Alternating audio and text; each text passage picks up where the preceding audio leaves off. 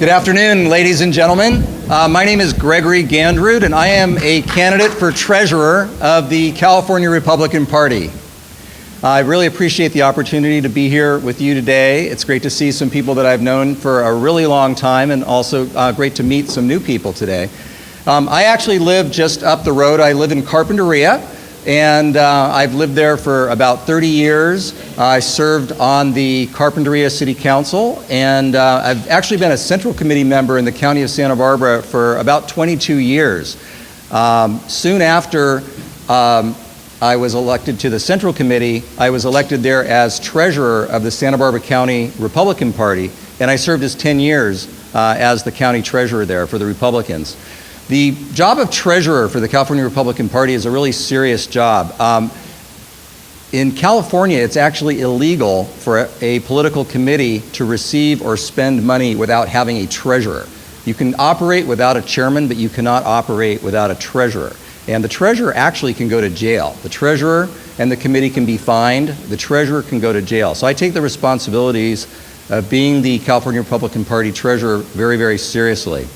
The responsibilities include filing all the reports with the Federal Election Commission and the California Fair Political Practices Commission, as well as being accountable for all the money of the party, and also working to support the treasurers throughout the state in each of our 58 counties who do our work as grassroots Republicans.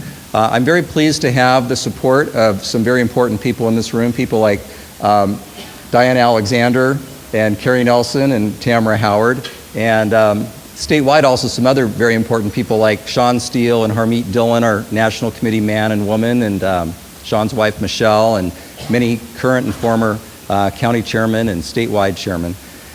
A little bit more about my background. One of the things that really got me interested in politics was the fact that my great-grandfather in Minnesota served as both an assembly member and a state senator in the Minnesota legislature. So I was raised from a very young age to value public service. And it was great to hear Charlie talking about his military service and about his experiences as a college Republican. When I was at USC in 1980 and I voted for the first time, I voted for Ronald Reagan in the primary as well as the general election, just because it was so obvious that he had the answers to what we needed to be doing in America. It's sad to see what's happening in California right now. You know, I was born and raised here. I've lived here my whole life. And in the 60s, growing up, we had the best of everything in the state. We had the best water systems, schools, hospitals, roads. And today we're seeing things really crumbling under the Democrat regime. I've served on the California Republican Party Board of Directors in the past. Actually, 8 years ago, I was elected as your regional vice chairman, and I represented the 6 coastal counties as the Central Coast Regional Vice Chair. And I'm pleased to support Lindsay Stetson, who's running for that position now. Mike Osborne served in that capacity before. I was pleased to serve with Mike on the board. Mike was the treasurer of the California Republican Party when I was elected to the board 8 years ago, and I was reelected 6 years ago unanimously. But I've been off the board for the last 4 years. But I have continued to serve on the Initiatives Committee of the California Republican Party, and I continue serving in my own county. I'm a caucus chairman for the 1st Supervisorial District. I'm on the Executive Committee of our county party and the Executive Committee of the California Republican Party. One of the things that I've done recently that I'd like to share with you is I think we need to always be on the cutting edge of fighting against the Democrats, trying to find new ways to fight the battle, the ideological battle. I've formed a group along with some concerned parents called Fair Education Santa Barbara. It was brought to my attention just a couple months ago that the far left, so-called social justice warriors, had infiltrated our schools in Santa Barbara.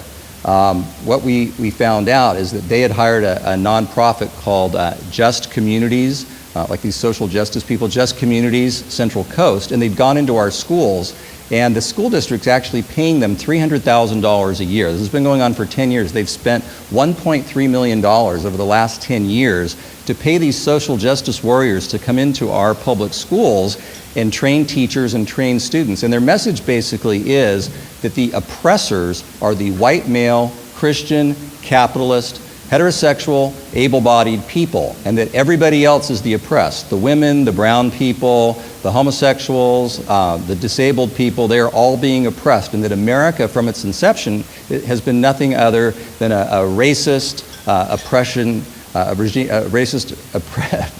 oppressive regime. So this is what they're pushing with our young people, taking our scarce dollars. I was under the impression that we didn't have enough money in our schools to pay for crayons and pencils and art and music. Here they are, they're taking money out of our schools and spending it to fill the kids' heads with this nonsense. So we formed this group and we filed a lawsuit in federal court. Many of you have heard of Eric Early. He ran recently for Attorney General for the state of California.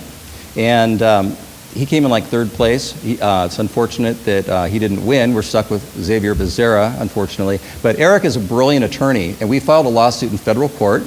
We fortunately have gotten a Reagan appointee as our judge, and we have a hearing on February 25th on our request for a restraining order against these people to stop the flow of money and to void this contract and try to get these people out of our schools.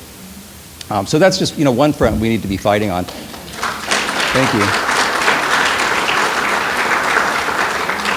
I'd like to mention a couple websites just for further information. So the website for the lawsuit, if you're interested in learning more about it, it's faireducation.org. Faireducation.org. There's some information there about the lawsuit and how to get involved. We actually need money. It's a 501c3. The donations are tax deductible, and we need to get money so that we can pay for the legal fees. The other side is being represented for free by some big San Francisco social justice law firm. So this is a fight. We're really bringing the fight to the other side. Now speaking as far as like other ideas, like what can we be doing as Republicans? I was looking recently at our voter turnout results in Santa Barbara County, and we've all heard about the ballot harvesting and stuff. And yes, we need to embrace new technologies. We need to understand that there have been changes in the law and that there are new ways of turning out the vote. But we actually turned out in Santa Barbara County, we turned out 78% of our Republicans. The Democrats only turned out 72% in Santa Barbara, but what's really eye-opening was to see with the decline to states, the decline to states only voted 57%. Okay, so now we all know that a lot of decline to states actually lean Republican in their beliefs. They believe what we believe, many of them do, but we need to do a better job of identifying them, because if we can go out there and we can identify decline to states that are aligned with us as Republicans, we can actually get them to vote Republican. And I think that's something, I think you could call that low-hanging fruit, something we absolutely need to be doing. And one of the other candidates mentioned the small donor program. It's absolutely essential that we get these small dollars.